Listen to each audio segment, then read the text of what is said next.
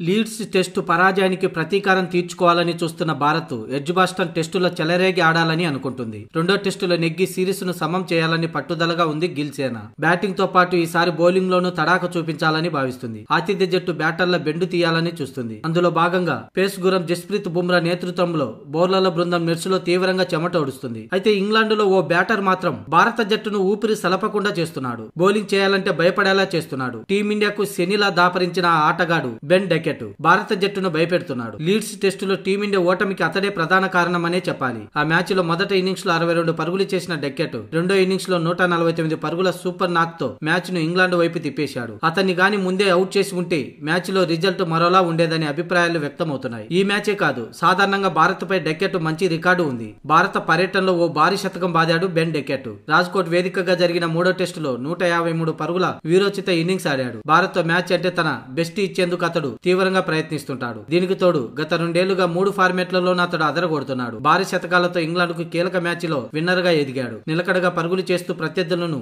గుబులు పుట్టిస్తున్నాడు. దీంతో అతన్ని ఎలాగైనా ఆపితేనే టీమిండియాకు తదుపరి మ్యాచ్ లో విజయాలు దక్కుతాయి. డెకెట్ కోసం బుమ్రా అండుకో స్పెషల్ ప్లాన్స్ చేస్తున్నారని తెలుస్తుంది. అతన్ని అవుట్ చేస్తే ప్రత్యర్థిని కూల్చడం పెద్ద పనేం కాదని భావిస్తుందట టీమిండియా మేనేజ్మెంట్. మరి డెకెట్ ను మన బౌలర్లు ఎంత మేరకు నిలువరిస్తారో చూడాలి.